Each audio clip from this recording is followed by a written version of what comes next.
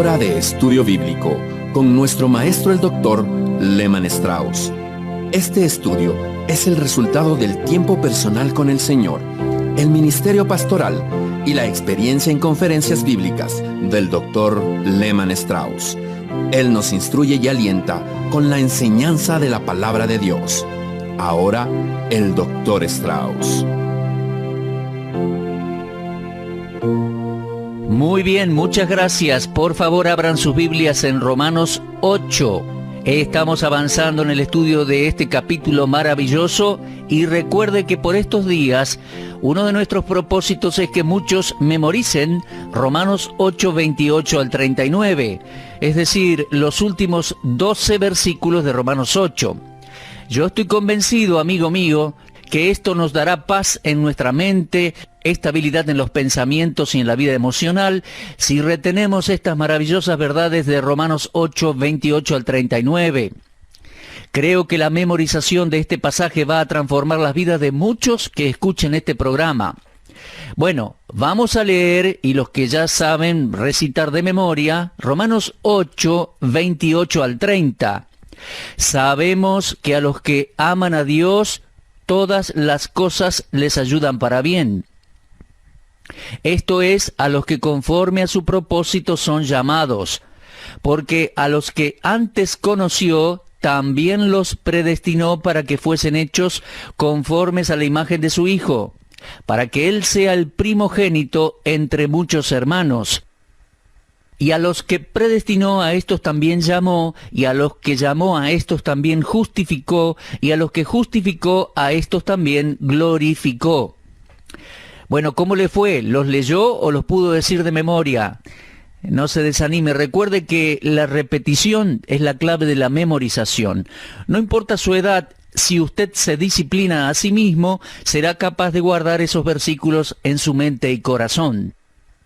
Muy bien, en el programa anterior estábamos hablando de la doctrina de la predestinación. Vamos a recordar algunos comentarios al respecto y luego avanzaremos hasta finalizar con el resto del versículo 29.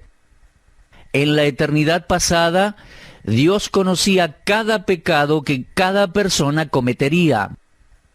Y recuerde que la palabra conocimiento previo se menciona en el versículo 29. Dice allí, a los que antes conoció. Dios conocía, es decir, los conocía de antemano. La omnisciencia es parte de la misma naturaleza de Dios, es parte de su carácter, es uno de los atributos esenciales de Dios. Conocer de antemano, conocer desde antes. Dios conoce todo, y si así no fuera, entonces dejaría de ser el gran Dios del universo, el gran Dios de la Biblia.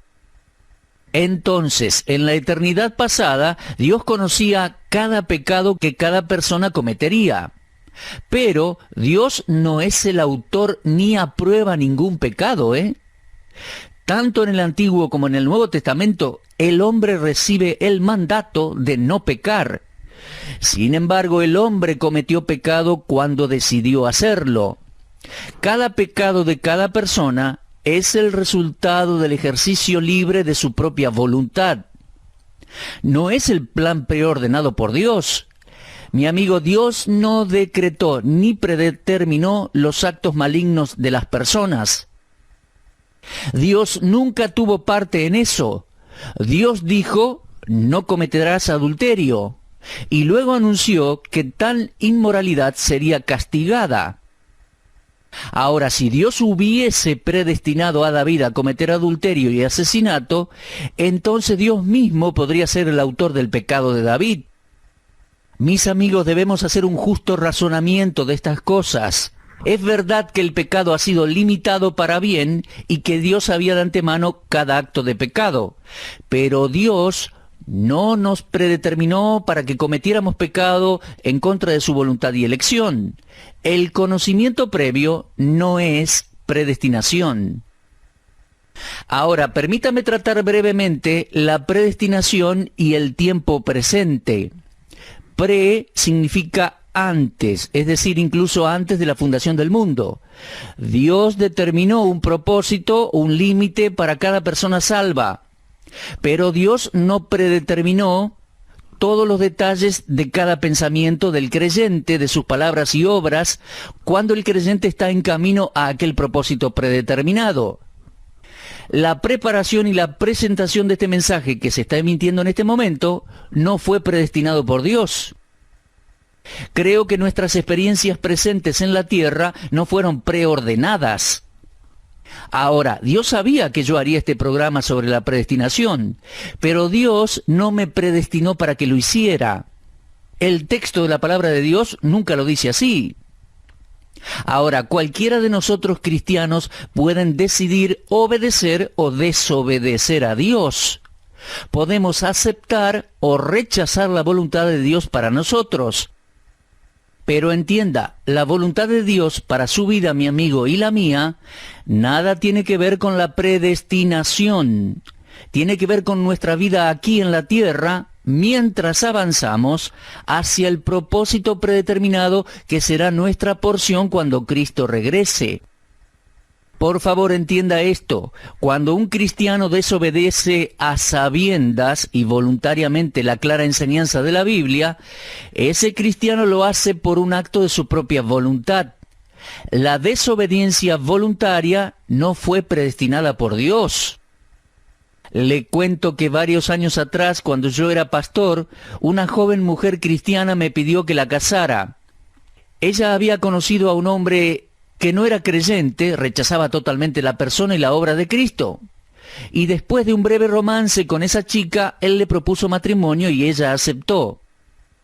Ella quería casarse a pesar de su conocimiento de 2 Corintios 6:14, que dice: no os unáis en yugo desigual con los incrédulos. Yo como pastor me rehusé a tener parte en un yugo desigual, el cual está prohibido en la Biblia. Sin embargo, ella buscó un ministro que aceptó realizar la ceremonia de casamiento. Bueno, déjeme decirle que en poco más de 2 años, ella me pidió que la aconsejara. En realidad, ya se había separado. Y su pregunta fue: ¿por qué Dios permitió que me pasara esto? Bueno, su primera reacción, como podemos ver, fue culpar a Dios. Ella no admitía haberse equivocado. No hubo una confesión de su parte. Ella sentía que Dios tendría que haber entrado en escena y haber evitado el casamiento, y porque Dios no intervino, ella concluyó que Dios debía haberlo planeado de esa manera. Queridos oyentes, Dios no nos creó a usted y a mí como un robot o un títere. Dios nos creó con poder para elegir lo bueno o lo malo, y las decisiones que hacemos son nuestra responsabilidad. No están predestinadas por Dios. Es una blasfemia responsabilizar a Dios de nuestras malas decisiones en la vida. Tenemos la Biblia para guiarnos, y cuando desobedecemos su enseñanza, debemos pagar las consecuencias. Ahora bien, ¿tuvo usted alguna vez la experiencia de que algo arruinó sus planes? Quizás planeó cosas importantes: adquirir elementos, casa, auto, hacer un viaje, casarse, etc. Pero luego algo evitó que usted llevara a cabo su plan. ¿Cuál fue su primera reacción en eso? ¿Agradeció a Dios? Porque 1 Tesalonicenses 5:18 dice: dad gracias en todo, porque esta es la voluntad de Dios para con vosotros en Cristo Jesús. ¿Fue a darle gracias a Dios? Mire, si usted es parecido a mí, posiblemente se quejó y se amargó. Ahora, Dios dice que usted debería haber sido agradecido, pero usted no lo fue. Por lo tanto, usted no puede decir que Dios predestinó para usted un espíritu de queja o amargura cuando Él ya le dijo que usted tiene que dar gracias en todo. Mi amigo, la Biblia no enseña que Dios planea y decreta un mal comportamiento y desobediencia a su palabra. Usted nunca leerá una necedad semejante en la Biblia. La predestinación se relaciona con el futuro del creyente. Un futuro glorioso cuando cada hijo de Dios sea conformado a la imagen de Jesucristo. Y la maravilla de todo esto, queridos oyentes, es la bendita seguridad de que ningún poder puede malograr el propósito preordenado porque fue establecido por Dios mismo. El Espíritu Santo es el espíritu de adopción, es la garantía divina de que cada persona salva un día será hecha perfecta. De ninguna manera Dios predestina arbitrariamente a los hombres a la destrucción. Ahora un detallecito más. Fíjese por favor Mateo 25:34. El Señor dice a las ovejas: el rey dirá a los de su derecha: venid, benditos de mi Padre, heredad del reino preparado para vosotros desde la fundación del mundo. Por favor, observen el versículo 42, donde Él aparta a los cabritos y dice: apartaos de mí, malditos, al fuego eterno, preparado, ¿para quién? Para el diablo y sus ángeles. Mateo 25:42. ¿Puede usted ver la diferencia entre estos versículos? El Señor dice que una herencia eterna está preparada para los salvos. Pero en el versículo 42 está hablando a los cabritos, es decir, inconversos. El Señor Jesús está enseñando que un reino eterno ha sido preparado para los salvos, pero ningún lugar especial ha sido preparado para los inconversos. Estos serán arrojados en el lugar preparado para el diablo y sus ángeles. Ahora bien, otro comentarista dice respecto a la doctrina de la predestinación, leyendo en Romanos 9, 17 y 18, que Dios arbitrariamente endureció el corazón de Faraón. Bueno, yo creo que esta conclusión es incorrecta. Cuando uno examina la historia de Faraón en el libro de Éxodo, se da cuenta de que en distintas ocasiones él mismo endureció su corazón. Por favor, lea cuidadosamente Éxodo capítulo 7, 30 al 32, Éxodo 8, versículos 15, 19, 32, y Éxodo 9, versículo 7. Allí se dará cuenta, leyendo esa historia, que fue después de la determinación y muestra de la propia voluntad de Faraón que el Señor endureció el corazón del Faraón. Ahora, Dios lo conocía de antemano y por lo tanto predijo lo que sucedería. Es decir, que Faraón continuaría endureciendo su corazón hasta el final, y entonces Dios lo dejaría continuar con su rebelión y sus consecuencias. Pero mi amigo, es incorrecto leer predestinación en la experiencia de Faraón. No aparece allí la palabra. Y por lo tanto está mal leer predestinación en la experiencia de una persona que no es salva. Muy bien, continuemos repitiendo nuestros versículos, para luego hacer algunos comentarios respecto al versículo 29. Vamos a repasar los versículos. Dicen: sabemos que a los que aman a Dios, todas las cosas les ayudan a bien. Esto es, a los que conforme a su propósito son llamados. Porque a los que antes conoció, también los predestinó para que fuesen hechos conformes a la imagen de su Hijo, para que Él sea el primogénito entre muchos hermanos. Y a los que predestinó, a esos también llamó, y a los que llamó, a estos también justificó, y a los que justificó, a estos también glorificó. Permítame resumir lo que hemos dicho hasta aquí. Recuerde las palabras claves en esta cadena de oro, en esos 5 versículos de Romanos 8. Número 1, es la palabra antes conoció. Número 2, tenemos la palabra predestinó. En tercer lugar, versículo 30, tenemos la palabra llamó. En cuarto lugar, tenemos la palabra justificó. Y en quinto lugar tenemos el concepto de que glorificó o glorificados. Estos son los eslabones de oro de esa cadena de Dios. Pero no se olvide de la palabra clave. La palabra que mantiene unidos a estos eslabones es la palabra propósito en el versículo 28. Ahora, yo no estoy pensando sobre el propósito de Dios para nosotros, el cual en el contexto es ser conformados a la imagen de Dios, a la imagen de su Hijo. Sin embargo, es una verdad maravillosa que Dios haya establecido un propósito para el creyente y lo hizo de antemano. La predestinación en la Biblia no es el llamado de Dios a los pecadores para salvación. No, la predestinación está asociada con el objetivo que Dios tiene en mente para todos los creyentes, los redimidos. Es el propósito de Dios para todos los que han aceptado su plan de salvación y no han continuado en su propio camino de rebelión. Y el cumplimiento final de ese propósito es aún futuro, algo por el cual el creyente está todavía esperando. Lo leemos en Romanos 8:23 y además 1 Corintios 15:49 dice: como hemos traído la imagen del hombre terrenal, traeremos también la imagen del celestial. Y mis amigos, es a esto a lo cual estamos predestinados. Y ese cambio también afectará nuestros cuerpos. En Filipenses 3:21 leemos así: el cual transformará el cuerpo de la humillación nuestra para que sea semejante al cuerpo de la gloria suya, por el poder con el cual también puede sujetar a sí mismo todas las cosas. Juan dice en su primera epístola, capítulo 3 y versículo 2, sabemos que cuando Él se manifieste, seremos semejantes a Él, porque le veremos tal como Él es.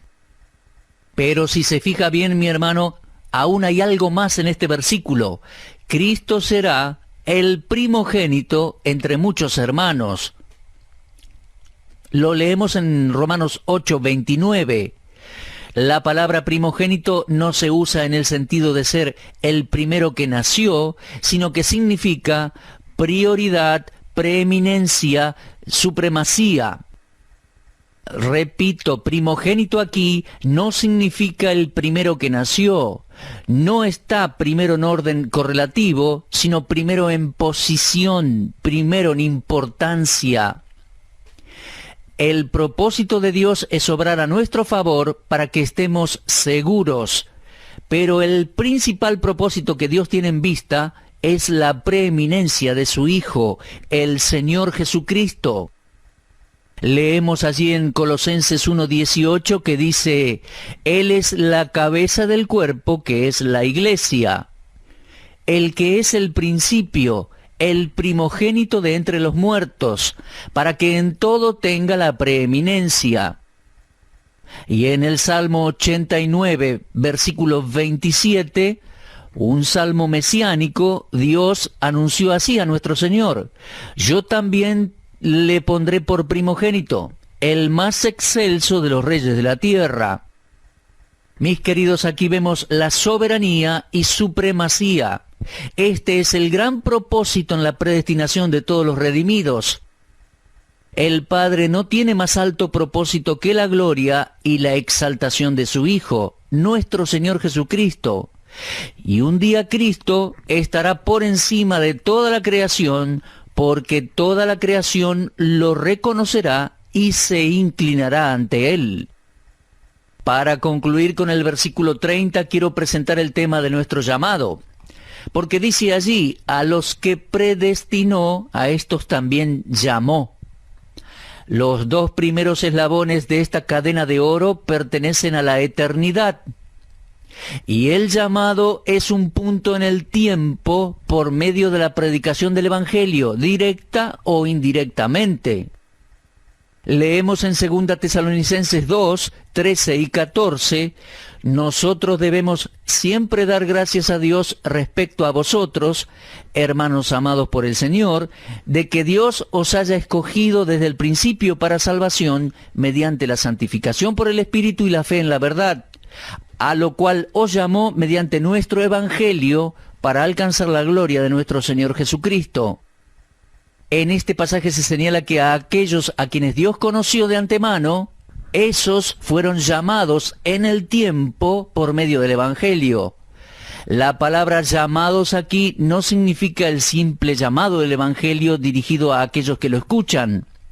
Entonces los llamados no serían aquellos a quienes el predicador invita, sino a quienes Dios llama, aquellos que responden al llamado, Esos serían los participantes del llamamiento celestial, como dice Hebreos 3:1. Si nosotros estamos entre los que son llamados, según 1 Corintios 1:24, lo debemos a la gracia de Dios por la cual fuimos llamados. No se enorgullezca, mi amigo, por haber recibido a Cristo como su Salvador. No es suyo el honor. Gracias a Dios que su gracia hizo posible el Evangelio y que el llamado llegaría a usted. No fue por el destino que el llamado de Dios, por medio del Evangelio, le alcanzó a usted o a mí. Tampoco tenemos el crédito por haber respondido al llamado. Pues leemos en 1 Corintios 1:9, fiel es Dios, por el cual fuiste llamados a la comunión con su Hijo Jesucristo nuestro Señor.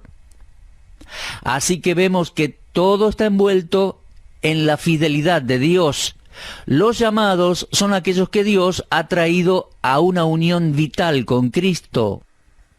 Seguidamente en Romanos 8:29 Pablo agrega, a quienes llamó también los justificó.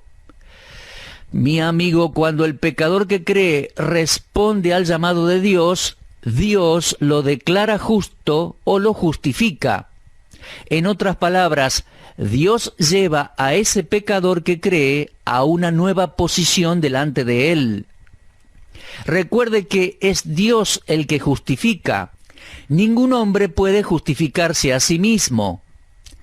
Dios hace que el pronunciamiento judicial declare justo a un hombre que es injusto y lo declara inocente y sin condena. Hemos visto esto en Romanos capítulo 3.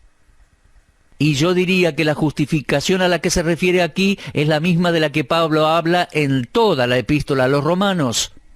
Es un eslabón de esta cadena de oro del propósito de Dios, por medio del cual Él ha provisto una redención completa para los pecadores. Avanzando al versículo 30, leemos, a los que justificó, también glorificó. Sí, mi amigo, aunque la glorificación del cristiano es aún futura, está en el propósito y decreto de la completa transacción de Dios. Aquí tenemos un eslabón más de esa cadena de oro que va desde la eternidad pasada hacia la eternidad futura.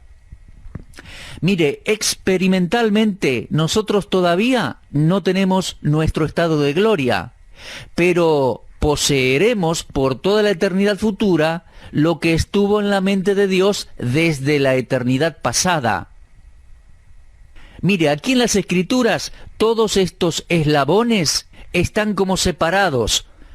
Número 1, conocimiento previo. Número 2, predestinación. 3, llamado. 4, justificación. 5, glorificación. Pero estos eslabones fueron unidos de una sola vez en el pasado. Por lo tanto, así como estamos seguros de que fuimos conocidos previamente por Dios, predestinados, llamados y justificados, así también estamos seguros de que seremos glorificados. La glorificación será el cumplimiento de todo lo que le precede, pero en la mente de Dios, todo el proceso de salvación es visto como una sola gran idea. Ahora bien, ¿qué es esto de ser glorificados? Es una buena pregunta. Bueno, yo diría que es ser honrado, exaltado, magnificado, y nuestro cuerpo será transformado en un cuerpo inmortal e inmarcesible. Aquí la cadena de los eslabones, las acciones de Dios, culminan en honor y gloria para el Señor Jesucristo y para todos los redimidos con Él.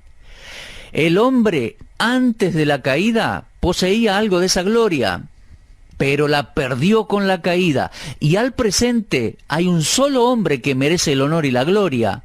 Lo leemos allí en Apocalipsis 5:12. El Cordero que fue inmolado es digno de tomar el poder, las riquezas, la sabiduría, la fortaleza, la honra, la gloria y la alabanza. John Rice tiene un comentario muy interesante respecto a esto. Él dijo lo siguiente: Estoy impactado aquí en Romanos 8 por el hecho de que mientras los 4 primeros actos de Dios están todos en una secuencia, parece haber un salto teológico entre los 2 últimos. La mayoría de nosotros esperábamos que al menos entre la justificación y la glorificación estuviese ubicada la verdad de la santificación. ¿Hay aquí alguna omisión? Creo que sí, la hay, pero con una intención de Dios. Mis amigos, si la santificación hubiese sido introducida aquí, de inmediato nos llevaría a pensar en lo que Dios hace en nosotros, mientras que el punto de este pasaje muestra lo que Dios es para nosotros. Todas estas cosas serán cumplidas por su poder, y esto fuera de nosotros mismos. Y usted notará que aún la glorificación es considerada como un hecho cumplido, como seguramente lo es la justificación. Esto es un gran descanso para el alma. Yo agradezco al hermano John Rice por este comentario. Por lo tanto, mi amigo, podemos ver cuán especial es la posición del creyente dentro del propósito de Dios. Los 5 eslabones de la cadena están ajustados con seguridad por la mano de Dios. Por lo tanto, la seguridad está en Él y no en nosotros. Si nuestra glorificación dependiese de nuestro comportamiento actual, nosotros nunca podríamos llegar a ser glorificados. Pero el plan completo comenzó con un propósito divino y gracias a Dios se consumará por un proceso divino. Cualquier hombre que haya bebido profundamente de la fuente de la gracia de Dios, reconocerá que esto es cierto cuando lea y repase y medite este pasaje. Y entonces no se ubicará como un teólogo dogmático, sino como un pecador salvado por la gracia de Dios. Sí, mis amigos, en el plan y propósito de Dios, y desde nuestro ángulo de vista, al presente podemos decir, nos justificó y sin dudas nos glorificará. Gloria sea a nuestro Dios y una profunda reverencia y gratitud en nuestro corazón. Cerramos por hoy nuestro programa. Continuamos en nuestro próximo programa, si Dios quiere, con estos versículos. Repase, medite, agradezcamos a Dios por esta salvación tan grande y segura. Usted estuvo escuchando Hora de Estudio Bíblico con el maestro el doctor Lehman Strauss. Si desea escuchar una vez más este mensaje, visite nuestra página en la internet www.bbnradio.org. Le dejamos la invitación para que el día de mañana nos acompañe aquí, en este mismo horario y punto del dial. Hora de Estudio Bíblico es una producción de BBN.